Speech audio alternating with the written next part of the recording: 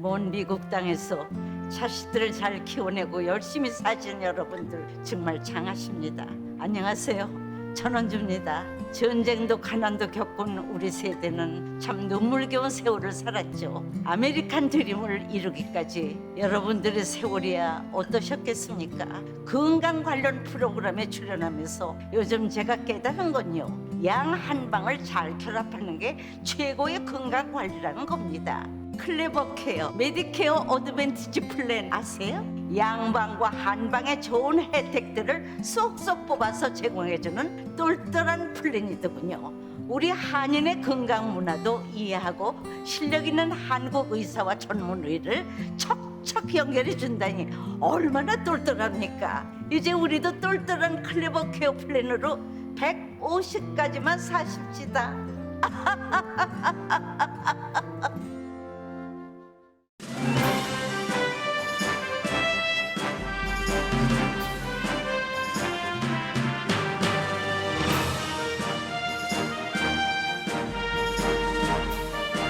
행복한 4월 마음 따뜻하게 보내세요. 라디오 서울이 함께합니다. 강혜신의 오늘의 미국.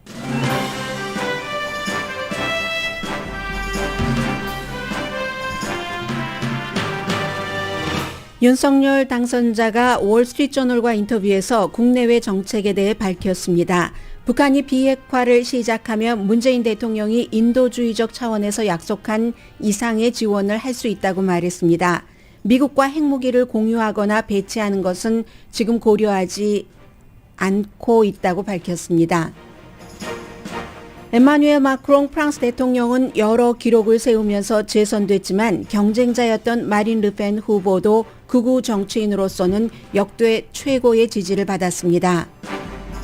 서방 세계는 푸틴과 가까운 르펜 후보의 실패에 안도하지만 프랑스를 넘어 미국까지 근로계층이 극단적 정치를 선택하는 경고음은 강합니다. 미국 국무장관과 국방장관이 우크라이나를 방문해 젤렌스키 대통령에게 모든 지원을 하겠다고 약속했습니다. 국방장관은 미국은 우크라이나가 승리할 수 있을 것으로 믿고 러시아를 약하게 하는 게 목표라고 말했습니다. 러시아는 정교회 부활절에도 폭격을 중단하지 않았고 미국은 푸틴의 30살 연하 연인으로 알려진 전 체조 선수에 대한 제재는 보류했습니다. 불가능해 보였던 일론 머스크의 트위터 인수 여부가 빠르면 오늘 결정될 수 있다고 월스트리트저널이 보도했습니다. 그러나 기업 인수는 잉크가 마르기 전에는 언제든지 상황이 바뀔 수 있습니다. 팬데믹 기간 중 직장을 옮긴 많은 사람들이 후회하고 있다는 보도도 나옵니다. 여러분 안녕하십니까? 오늘의 미국 강혜신입니다. 네, 지금 미국도 복잡하고 프랑스, 우크라이나 하며 한국도 정치가 상당히 한국 뉴스를 팔로우 하시는 분들이라면은 극박하기도 하고 복잡하기도 하고 하다는 것을 느끼실 겁니다. 그 상황 속에서 이제 한국에 앞으로 5년 동안 국정을 이끌어가고 세계 무대에서 활동을 할 대통령이 취임을 하게 되는데 이제 오늘이 25일이니까 딱 열흘 남았습니다. 그래서 아주 작은 그런 한국의 문제들에 집중하다 보면은 윤석열 당선인이 어떻게 국정 처리를 한다고 했지 캠페인 공약조차도 다 잊어버릴 그럴 정도입니다. 검찰이 모든 수사에서 손을 떼도록 하는 그 같은 더불어민주당의 안에 대해서 결국은 국회의장이 미국 방문을 취소하고 어떠한 절충안을 내놨고 국민의힘 대표가 그 절충안을 받아서 국민의힘 내부에서도 반발이 있었고 그런데 그것을 또 사흘 만에 이준석 대표 등이 이제 다시 검토해야 된다 하면서 사흘 만에 원점으로 돌아갔습니다. 문재인 대통령은 일리가 있다. 합의안에 이렇게 얘기를 했고 윤석열 당선자는 며칠 동안 별 말 없이 있다가 결국은 거기에 문제가 있다는 형태로 답을 했고 가장 지금 주목을 받고 있는 한동훈 법무장관 지명자는 역시 이번에 더불어민주당의 이 과정이나 내용이 아주 한국의 결정적인 우려를 줄 수 있는 부분이다라고 얘기를 했습니다.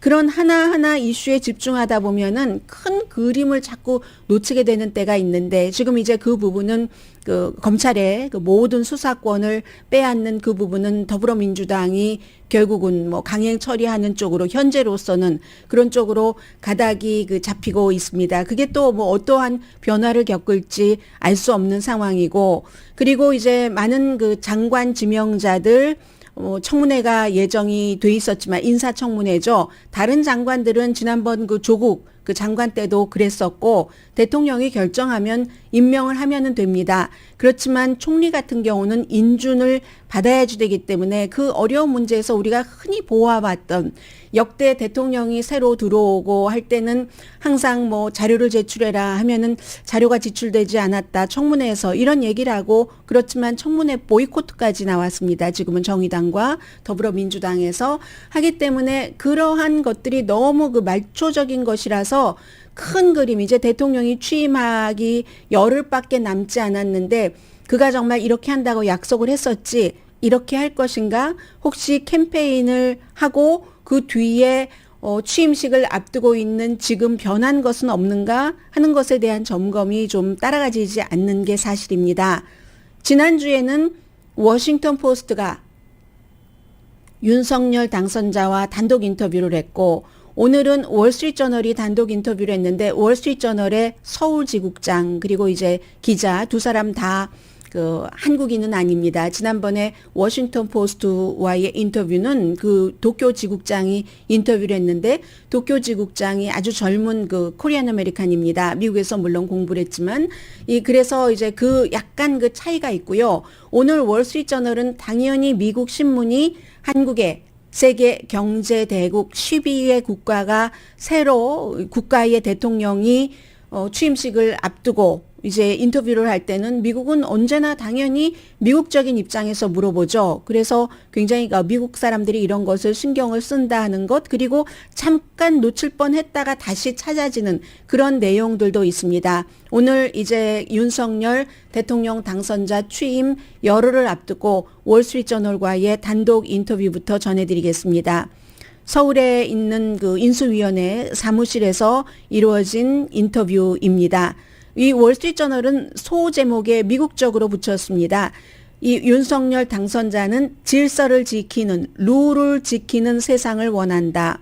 미국과 일본과는 관계 개선하고 북한, 중국과는 투명한 관계를 얘기했다는 건데 보통 이제 대통령 당선인과 인터뷰를 한다던가 하는 것은 좀 시간이 시차를 두고 인터뷰해놓고 나중에 편집해서 딱 그때가 되면은 보도하고 하는 경우가 많거든요. 그런데 이 인터뷰는 주말에 이루어졌다는 것을 월스트리트저널이 알려주고 있습니다.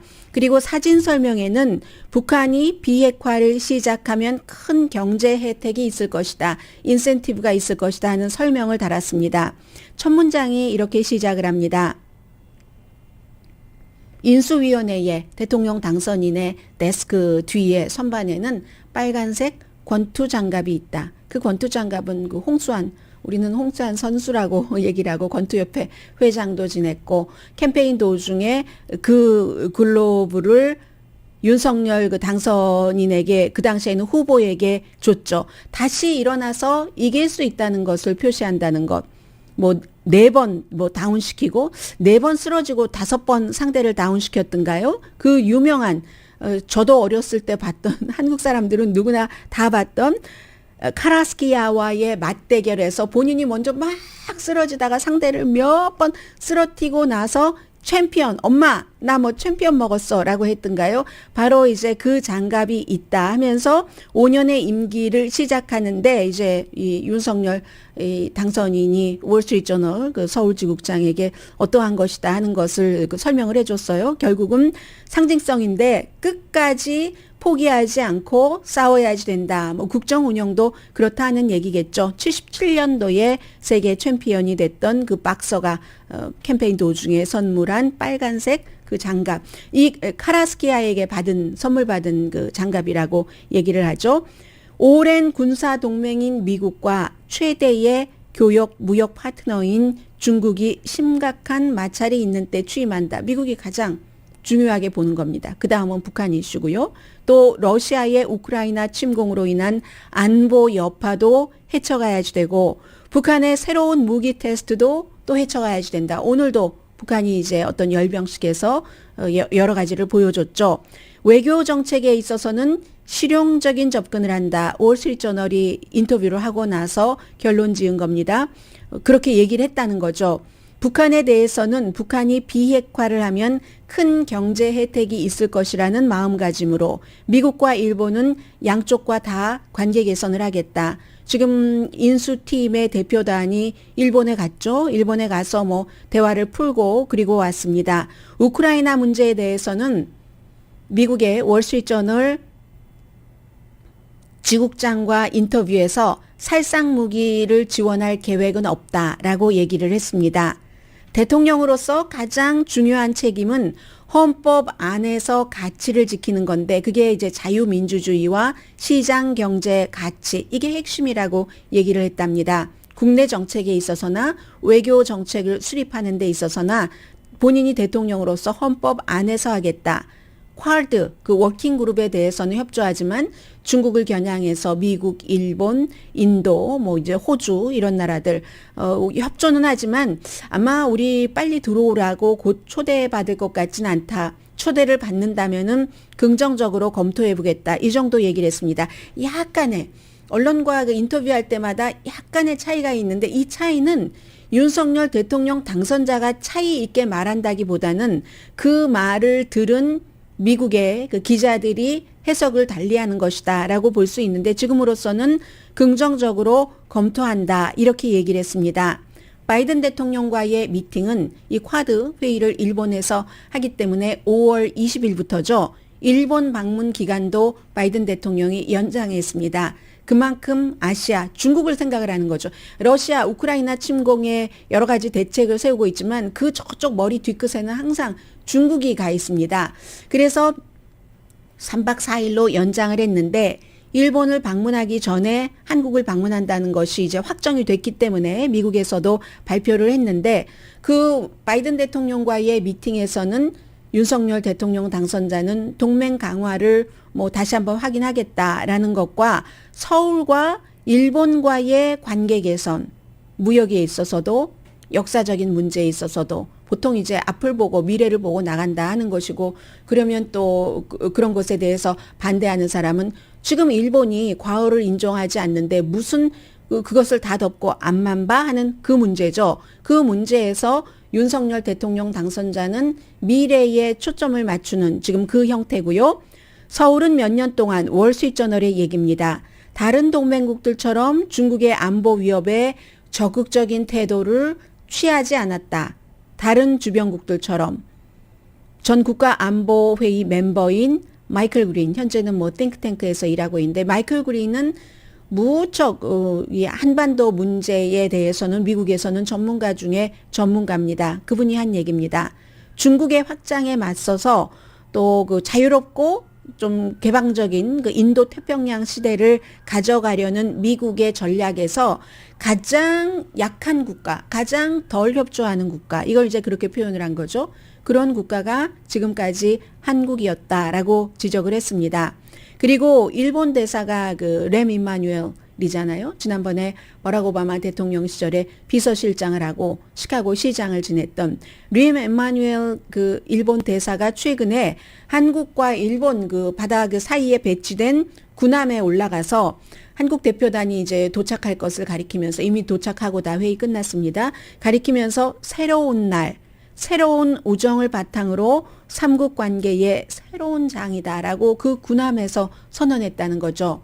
그러니까 미국은 뭐 오바마 시대 때부터 그랬습니다. 한국과 일본이 잘 지내기를 원했는데 그게 뭐 꼭 한국을 100% 위해서가 아니라 일본을 100% 위해서가 아니라 외교는 항상 자국 중심이잖아요. 미국 중심으로 그렇게 그 지금 하고 있는 그 마음을 기대를 하고 있는 거죠.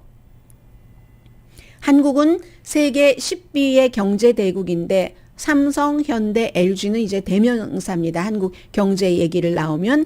그런데 이제 이 당선자는 외국 기업에 대한 차별 없는 투자 유치를 원한다고 월스트리트저널과의 인터뷰에서 말했습니다. 사업하는 사람들이나 국내에서 아니면 외국인 그 투자에 방해되는 불필요한 규제를 없애려고 한다. 이제 미국의 그 공화당의 뭐 경제 정책과 상당히 그 좀 비슷한 그런 형태죠. 해서 정부의 역할은 마켓에 직접 개입하는 게 아니라 지시하는 거다라고 얘기를 했습니다. 그 지시라는 것은 나의 정부는 my government라고 얘기를 했습니다. 나의 정부는 마켓이 제대로 돌아가고 있는가 해서 제대로 돌아가고 있지 않으면 딱 정정하고 코렉션을 하고 그리고 정상화하는 normalize하는 그것을 이렇게 잘 그 잡아가는 그런 것이지 직접 개입하지는 않겠다고 말했습니다. 검사로서의 윤석열은 별명이 죽음의 천사였잖아요. 그게 뭐 국정원 조사하고 국가 엘리트 조사하고 삼성 수사하고 2명의 대통령 뭐 조사하고 조국 장관 수사하고 이런 해서 죽음의 천사라는 별명이 있었다라고 하면서 삼성 얘기를 언급하고요. 여기서 월스트리트저널의 그 특파원이 얘기를 합니다. 그 서울지국장이 데스크 위에는 아이폰이 올려져 있더라. 하나만. 삼성폰은 안 쓴다. 뭐 이 얘기예요. 상징적으로 본 겁니다. 그런 상징을 가지고 윤석열 당선인이 아이폰을 쓴 건지 아닌지는 모르겠으나 월스트리트저널은 설명은 붙이지 않았습니다. 그의 데스크에는 저 뒤에는 홍수환 선수가 준 빨간색 권투 글로브가 있고 책상 위에는 아이폰이 있더라라고 얘기를 했습니다. 그가 대통령을 잘할 것이라고 믿는 사람은 가장 최근의 여론조사 결과 반밖에 안 된다. 전임자들은 보수이건 진보이건 뭐 대통령 처음에 취임할 때 뭐 80% 넘고 90% 가까이까지 갔던 사람들 많잖아요. 그런데 여기서 윤석열 대통령 당선자는 공약을 많이 하지 않았다는 것. 그리고 지금처럼 기대가 굉장히 낮은 게 오히려 좋을 수 있다는 겁니다. 조금 있다가 이제 취임하면은 여러 가지 또 문재인 대통령 시절에 이게 다져왔었던 등등의 이유로 팬데믹도 이제 가라앉는 그런 형편이잖아요. 그렇기 때문에 실업률이라든가 인플레이션 같은 데서 조금만 성과를 보여도 반대자들까지 압도할 가능성도 있다. 이정민 씨요. 이 카네기 국제재단 아시안 그 선임 연구원입니다. 높은 지지율로 시작했다가 대부분 뭐 거의 그렇죠. 높은 지지율로 시작했다가 나중에 그 실패를 하고 마는 그런 그 이전의 대통령들과 대조적일 수 있다고도 언급을 했습니다. 큰 실수를 하지 않는 한 이 최저에서는 점수가 쌓일 수밖에 없죠. 그런 면을 이분이 얘기를 했습니다.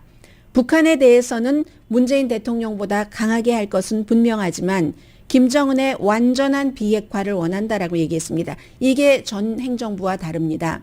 전 행정부는 북한 그 지도자와 몇 번 만나고 트럼프 전 대통령도 몇 번 만나면서 한반도의 비핵화라고 쓰고 북한의 비핵화라고 읽었습니다.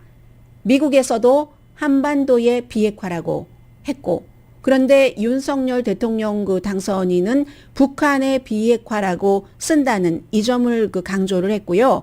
그렇지만 문재인 대통령이 약속했었던 인도주의적인 차원의 그 지원, 북한에 대한 그것을 훨씬 넘어서도 지원할 용의가 있다. 북한이 비핵화 스텝을 밟으면 완전히 비핵화를 했다가 아니라 그 스텝을 밟기 시작하면 북한이 그렇기 때문에 사진 설명에 경제적으로 큰 인센티브가 된다고 얘기를 한 겁니다. 그 첫 번째 스텝이라는 것은 무엇을 의미하냐면 외부 핵시설 인스펙터를 허용하는 것. 과거에 했었죠.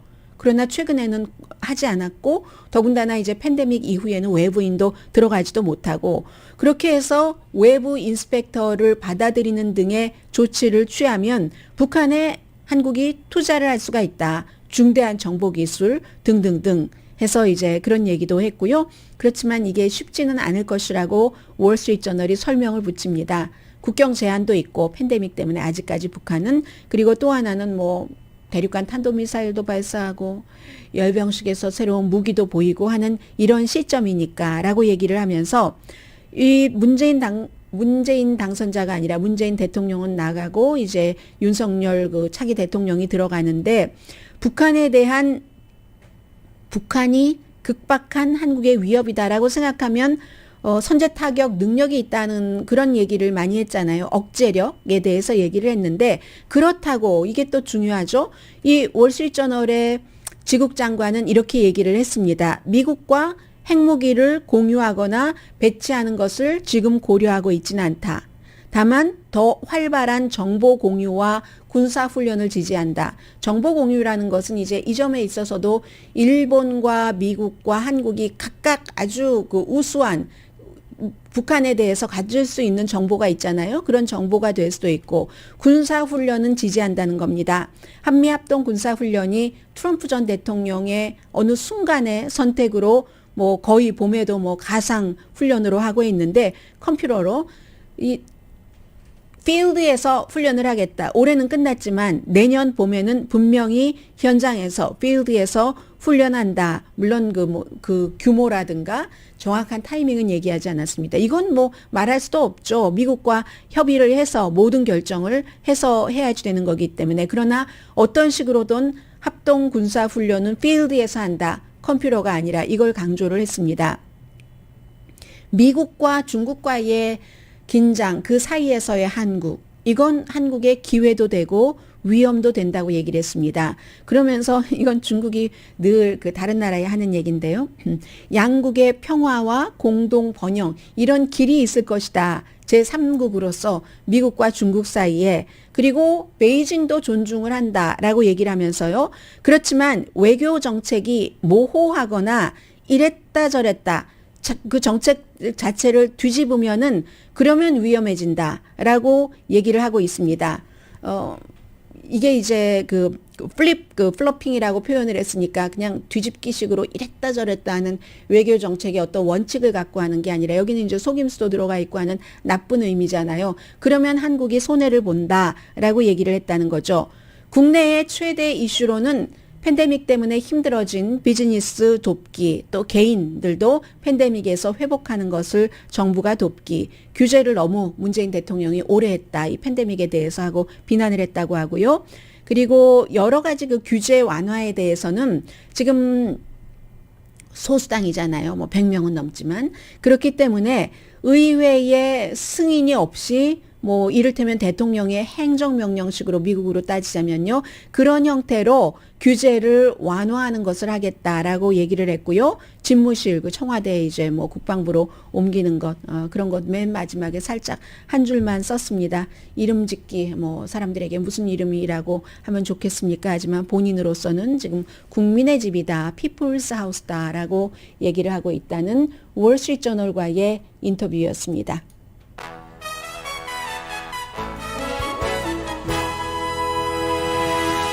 그 밖에는 뭐 외교 공관을 그 관저로 쓴다고 또 막 여기에 대해서 많이 주말에는 이슈가 됐었습니다. 그것도 뭐 김건희 여사라고 부르라고 했나요? 김건희 여사가 방문을 하고 나서 결정을 했다. 그러니까 이게 또 뭐와 관련이 있다. 뭐 이런 얘기들이 너무 많기 때문에 이 중요한 큰 획이 많이 가려질 수도 있는 것 같습니다. 오늘의 미국은 건강하고 아름답게 유한 건강생활 셀리온, 전문가가 추천하는 이민법, 가정법 전문 제인정 종합법률사무소, 코지다운 갤럭시 이불은 잠이 솔솔 오게 하는 기능성 거위털 이불, 거위털 이불 전문회사 코지다운, 친절하고 자세한 상담으로 절개를 최소화하는 복강경 수술 전문 장지아 외과, 매일 아침 재래식으로 직접 만드는 검정콩 생순두부 수라원 순두부, 똘마지 올세라 MRT 특별 패키지로 여러분의 아름다움을 찾아드리는 미러클 레이저 클리닉, 차원이 다른 샴푸형 흰머리 염색약 수화연을 핫세일 중인 한국 홈쇼핑 공동펀입니다. 잠시 뒤에는 역시 한국과 프랑스가 드물게 대통령제고요. 그리고 임기가 5년이죠. 한국은 단임제고 이 프랑스는 2번 할 수 있어서 이번이 이제 마지막입니다. 해서 앞으로 5년을 또 프랑스를 이끌어갈, 프랑스도 유럽에서 뭐 정신적으로 경제적으로 지주 국가이기 때문에 미국과의 관계도 있고 이 임마누엘 마크롱 대통령이 이긴 것을 보겠습니다. 그런데 제가 이 기사를 이코노미스트, 애틀란틱, BBC 그 밖에 미국의 모든 주요 언론이 보도하는 것을 쭉 보면서 미국과 너무 닮았다. 미국과 너무 닮았다. 그런데 아직 프랑스는 미국에선 이렇게 했는데 안 하는 게 있구나. 못 하는 게 있구나. 프랑스 국민들은 그런 것도 느꼈거든요. 잠시 뒤에 전해드립니다.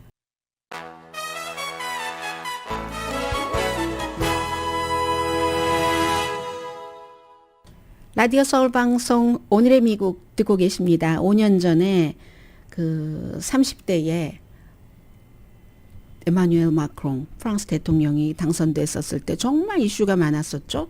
이 와이프는 수십 년 연상 학교 다닐 때 선생님이었고 그리고 너무 젊은 나이이고 그런데 지금 44살이 돼서 다시 또 구태여 구분을 하자면 중도 진보 정도 물론 지난 5년 동안 많이 그것을 극우파들이 힘을 얻고 가니까 약간 그 우쪽으로 가기도 했지만 뭐 중도파 정도로 대체적으로는 그렇게 구분을 하고 있습니다. 그래서 당선이 됐는데 마린 르펜이라는 너무너무 극우 후보에게 이겨서 그런 세계가 안도는 했죠. 왜냐하면 마린 르펜이 이 푸틴하고도 친하고 미국이나 다른 나라에서 있는 것과 똑같습니다. 뭐 이민에 반대하고 또 그 무슬림 그런 사람들에 대해서 굉장히 가혹한 이런 그 일들을 하고 뭐 이 공약 자체를 그렇게 하니까 극우로 가는 것을 겁나한 사람들이 임마누엘 마크롱 프랑스에서 별로 인기가 없는데도 그래도 극우보다는 낫다 해서 2차 결선 투표에서 그에게 투표를 했다는 거죠. 그러니까 세계는 지금 우크라이나 전쟁도 이러는데 조금 안심을 했고 그런데 이 내용을 지금부터 제가 쭉 전해드리면 미국이 지금 겪고 있는 일이기도 하구나. 프랑스는 앞으로 어떻게 될까 뭐 이런 내용들이 있는데 일단 결과는 놀라웠습니다.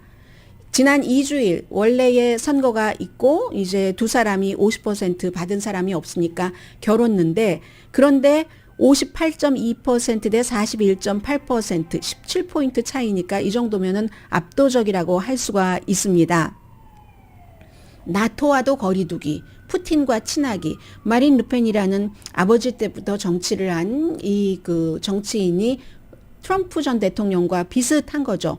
나토와 거리두고 푸틴과 친하고 그런데 임마누엘 마크롱은 정말 젊은 나이에 이렇게 재선이 됐는데 집권당에서 재선한 첫 번째 대통령이고 뭐 다수당이면서 이건 이제 6월 달에 선거 치르면 어떻게 될지 모르겠습니다만 현재로서는 6년 전에 만들어진 신생당 전진하는 공화국 당 이름이 이렇게 되네요. LREM 그 약자로 그 당 이름이 그 전진하는 공화당인데 프랑스 지금 하원 상원 미국보다 굉장히 의석이 많은데 뭐 하원이 577석 상원이 348석 또 유럽 의회도 있잖아요. 78석 뭐 이런데 전체적으로 아무튼 이 임마누엘 마크롱 당이 다수당입니다. 이 다수당에서 집권한 대통령이 재선된 거는 자크 시라크가 당선된 그 이후에 처음이니까 2002년도 그때 이후에 그때는 이 마크롱 대통령은 나이지리아에서 인턴 학생을 하고 있었을 때였습니다. 국립행정대학원에서요.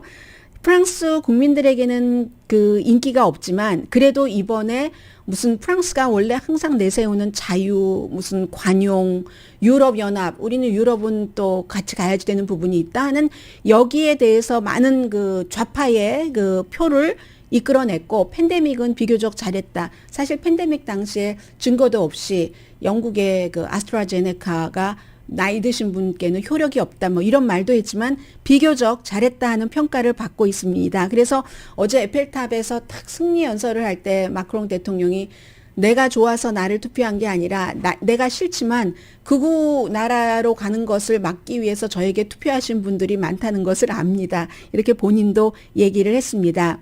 이에 비해서 마린 르펜이라는 사람은 트럼프 전 대통령이 선거 캠페인 했던 것과 거의 비슷하게 했습니다. 이 뭐 시골에 사는 사람들 생활비 얼마나 많이 드십니까? 그리고 이제 조금 가난한 사람들 여러분들을 누가 생각합니까? 여러분들은 잊혀진 그런 사람입니다. 그래서 프랑스도 이걸 그 많이 못 갖고 간 거죠. 아주 그 산업화가 낙후되고 그런 지역의 사람들을 같이 그 파리에 사는 사람들과 같이 이끌고 가는 것을 실패를 한 겁니다. 미국도 마찬가지였고요. 트럼프 전 대통령이 당선됐었을 때 그래서 산업이 낙후한 지역에서 강했습니다. 트럼프 전 대통령이 러스트 벨트에서 강했던 것처럼 해서 유권자들을 생활비를 막 얘기를 했고 이게 또 유권자의 탑 이슈이기도 했습니다. 그런데도 프랑스 사람들은 그 생활비 이런 것 그리고 임마누엘 마크롱이 은퇴의 나이를 62세에서 65세로 올리니까 싫지 않겠어요? 그런데도 불구하고 이건 너무 위험해 라고 하면서 마크롱에게 투표를 했지만 투표율은 굉장히 낮았고요. 지난 5년 전보다도 낮았고 72% 그래도 미국이나 영국보다는 높네요. 아무튼 그랬습니다. 그래서 토론에서 얼마 전에 있었던 토론에서 이 르펜 후보가 푸틴과 가깝다는 것을 너무너무 강조해서 이것도 주요했다는 거죠. 푸틴이 르펜 당의 은행이다. 다른 모든 은행이 르펜 당에 융자를 해주지 않을 때 푸틴이 융자를 해줬다. 푸틴네 은행에서 융자 받았다. 이렇게 얘기를 한 것이었고요. 그래서 승리는 했지만 17포인트면은 크게 승리했지만 그래도 경고음도 강합니다. 2002년도에 르펜의 아버지가 장 마리 르펜이요. 이 딸은 마린 르펜이고 아버지는 장 마리 르펜이고 이 아버지는 18% 결선에서 지지를 받았거든요. 그리고 이 딸인 르펜도 5년 전에 마크롱과 같이 했었을 때는 34% 지지를 받았는데 지금은 41%잖아요. 41.8%입니다. 프랑스 사람들이 특히 시골 이런 지역에 사는 사람들이 아주 그 인기 영합적인 극단적인 민족주의적 정치, 무슬림에게 적대적이고 나토 반도하고 뭐 이러는 그러는 것들이 점점 많아진다는 겁니다. 아마 아무리 뭐 이상을 얘기하고 해봤자 우리한테 해준 게 뭐가 있어? 하면서 싫으니까 저쪽 한번 찍어보지 하는 것들이 점점 늘어난다는 거죠. 그게 이제 위험한 경고라는 거고요. 예를 들면 이 임마누엘 마크롱이 뭐 기후변화가 이렇고 저렇고 하면서 디젤 연료에 대한 세금을 인상하니까 분노한 사람들이 너무 많은 겁니다.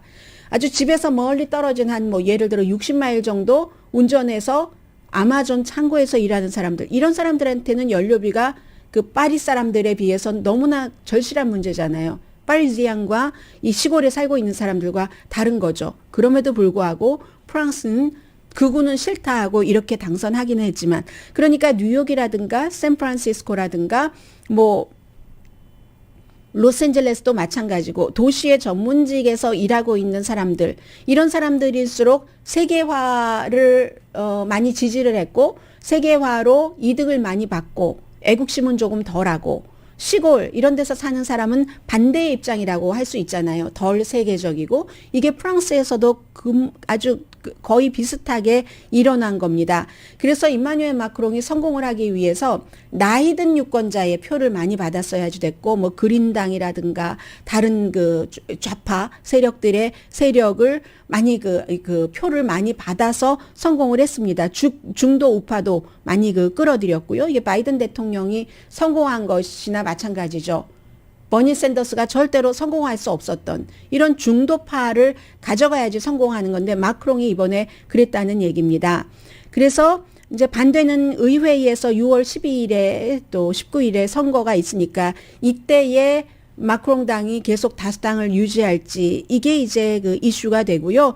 그리고 또 여기에 대해서 그 애틀란틱이 뭐라고 표현했냐면 임마누엘 마크롱을 누구나 다 좋아하는 건 아닙니다. 처음에는 굉장히 젊고 신선하다 했는데 나중에 보니까 나이 든 사람보다 더 권위주의적인 데도 있고요. 언젠가 그 레바논에 가서 어떠한 그 기념일에 가서 그 행사에 참석한 대학생이 뭐 예를 들면 임마누엘 마크롱을 미스터 프레지던트 이런 정식으로 부르지 않았으니까 뭐 마모하고 좀 약자로요. 마크롱 약자로 부르니까 막 정색을 하면서 학생에게 가르치는 거예요. 내가 지금 이 공식적인 석상에 나와 있고 너도 공식적인 석상에 나왔으니까 나를 미스터 프레지던트라고 부르든지 썰라고 불러야지 썰라고 SIR이라고 불러야지 된다고 막 그 훈계하고 뭐 이러는 형태도 있지만 노노노노 그렇게 부르면 안 돼. 노를 4번이나 했어요.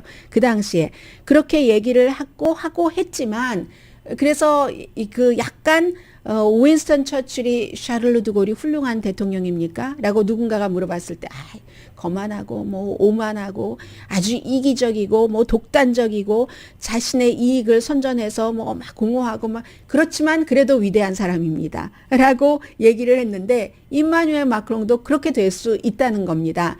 지금 이거 하나만으로도 일단 극우를 막은, 극우 후보를 막고 이긴 것 하나만으로도 위대한 대통령이 될 수 있는 기회를 잡았다 하는 거죠. 그래서 마크롱의 아주 그 원론적인 집착은 그 유럽의 독립이라고 할까요? 프랑스가 다시 위대하게, 이거는 미국을 다시 위대하게 하는 트럼프 전 대통령의 구호와도 비슷한데, 트럼프 전 대통령이 나토를 멀리하고 유럽의 동맹국들 막 망신 주고 이럴 때, 미국이 아니야.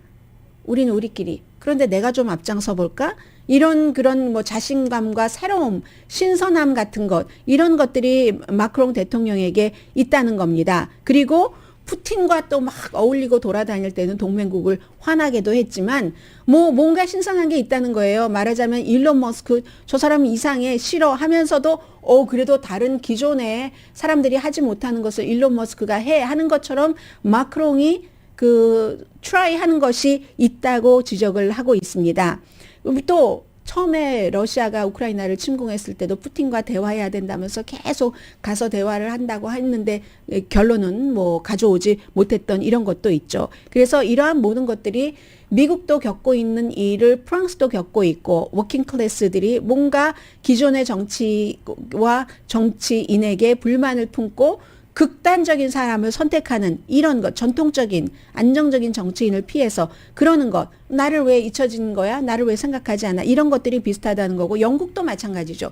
브렉시트에서 뭐 다시 탈퇴하고 하는 것도 마찬가지 이유이고, 미국도 도널드 트럼프 공화당 뭐 인기 영합주의로 이겼고, 지금까지도 이 트럼프 전 대통령이 공화당을 완전히 장악하고 있고 해서 프랑스의 미래, 지금 마크롱이 그 유럽을 프랑스를 중심으로 해서 다시 무조건 이민에 반대하고 무슨 종교가 다르다고 핍박하고 푸틴하고 가깝고 하지 않게 가는 것을 성공을 해서 보이면, 그러면 이제 다른 나라에도 뭐 이거 역사가 판단을 물론 하겠지만 일단은 대부분의 유럽 연합과 서구 미국에서는 안도의 숨을 쉬고 있고, 프랑스의 방향을 그런 형태로 지금 지켜보고 있습니다.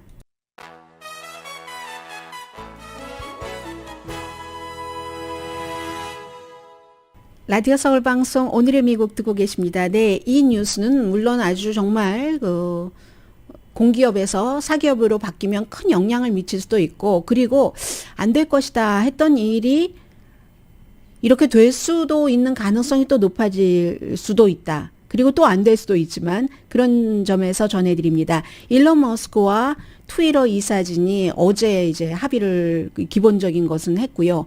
이 일론 머스크가 트위터를 사겠다고 했잖아요. 주당 뭐 52달러, 20센트에 제한을 해서 430억 달러인데, 이게 뭐 어제뿐만이 아니라 지난 며칠 계속 일론 머스크가 이사진을 만났답니다.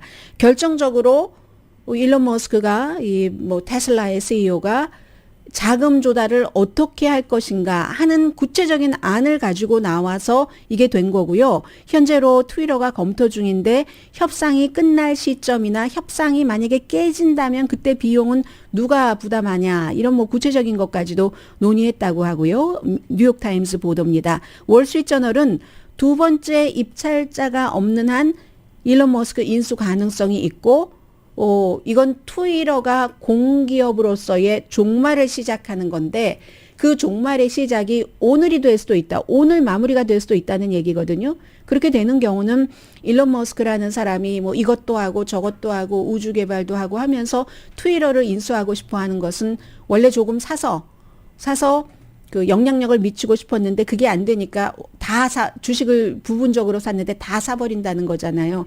해서 표현의 자유, 마음껏 사람들이 얘기를 하게 하겠다 하는 게 목표고, 그렇게 되는 경우는 트럼프 전 대통령도 다시 트위터에서 트윗을 할 수 있으므로 그가 이제 영향력을 더 펼치게 될 수도 있는 거고요. 테슬라와 스페이스X의 창업자인 이 일론 머스크는 기행도 하고 사회 표준에 맞지 않는 행동들도 많이 하지만, 그 업계에서는 우주 산업계가 됐던 아니면 위성 이런 거가 됐던 전기 자동차 분야이건 굉장히 그 사람의 참신한 아이디어와 대단한 추진력을 존중을 합니다. 그래서 그 많은 매체에서 월스트리트저널을 포함을 해서 트위터 인수에 대해서 긍정적으로 일론 머스크의 인수에 대해서 보도를 해왔던 것 같습니다. 언론의 자유를 위한 장이 되려면 공기업으로는 안 된다. 사기업이 해야지 된다. 뭐 이걸 어제 굉장히 일론 머스크가 이사진에게 강조를 했다고 하고요. 오늘도 주식값 지금 제가 들어올 때 못 봤는데 오르고 있습니까? 그런데 트위터 주식은 뭐 한 3% 오르는 그 시점에 테슬라 주식은 한 2% 정도 내려가던데요. 아무래도 살 때 돈 마련하고 다 연관이 되기 때문에 트위터는 목요일 장이 열리기 전에 수익 보고를 해야지 되고요. 그런데 지금으로서는 가능성이 높아 보이지만 어떤 회사를 인수하고 하는 것은 집 사는 것보다 더 어려워서 집도 에스크로에서 깨지는 경우 많잖아요. 이 페이퍼에 잉크가 완전히 마를 때까지는 결정되지 않는다라고 실패 가능성이 있다 이렇게 열어두는 게 낫겠죠. 지금 이 순간에 브레이킹 뉴스가 나오지 않는 걸 보면은 아직은 결정되지 않았습니다. 그리고 또 하나는 역시 오늘 월스트리트저널 보도를 많이 전해드리네요.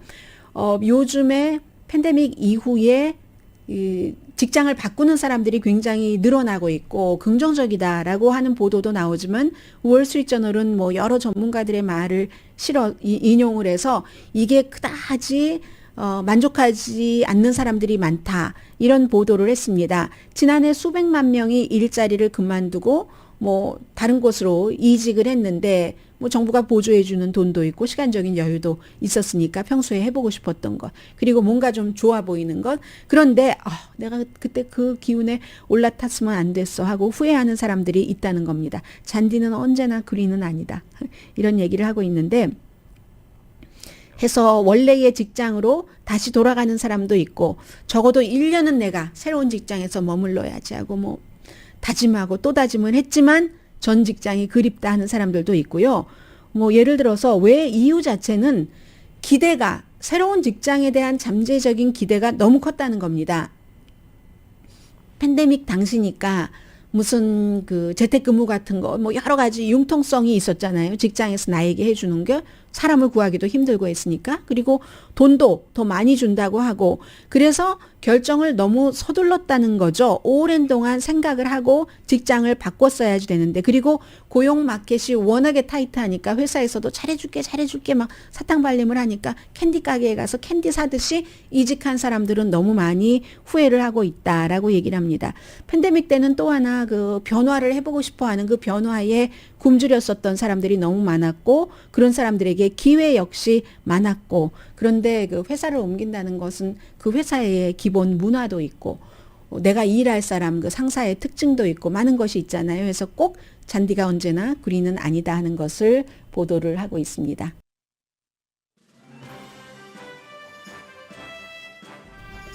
네, 후원해 주시는 분들부터 말씀을 드리고 시간이 되는 대로 전해드리겠습니다.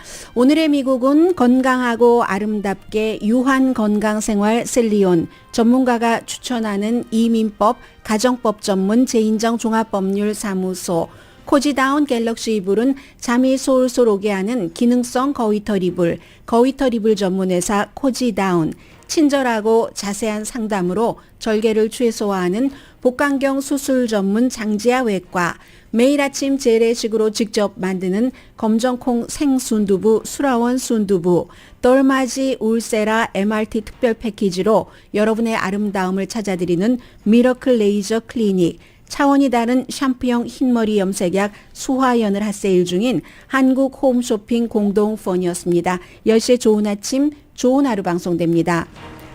네, 이런 때는 이제 깜짝 방문이라고 하죠. 미국의 국무장관과 국방장관이 동시에 키브를 방문해서 젤렌스키 대통령을 만나고 나서 폴란드로 나와서 기자회견을 했는데 한마디로 지원할 수 있는 모든 것을 다 지원한다고 했고 국무장관은 대사관도 오픈한다고 했고 바이든 대통령이 지금 공석인 우크라이나 대사도 지명을 한다고 했습니다. 그리고 국방장관은 우크라이나가 이길 수 있고 이기려면은 우리가 지원을 해야지 되고 이기는 것에 국방장관으로서 뭐 전투 경험이 있는 사람이잖아요. 이기는 것의 첫 번째 단계는 항상 이길 수 있다고 믿는 것이다. 이런 얘기를 했습니다.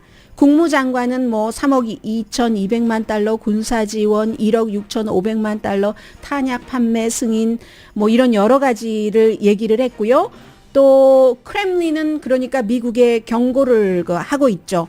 모스크바 대사가 워싱턴에 있는 러시아 국영방송에 출연을 해서 미국이 이렇게 우크라이나 지원하는 것 용납 못한다 했으면서도 이 푸틴 대통령의 애인으로 알려져 있는 39살의 전 그 리듬 체조 선수죠. 적어도 뭐 아이 3명 낳았다고 하는, 아니라고 부인하지만 이 사람에 대한 제재는 일단 그 보류한 것으로 봐서는 어떤 그 정치적인 계산이 있는 것 같고요.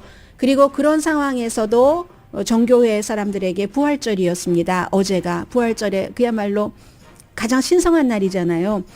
소나무 아래서 예배를 드렸는데 그 예배야말로 고통과 기쁨, 삶 그 자체죠. 전쟁 속에서도. 강희신이었습니다.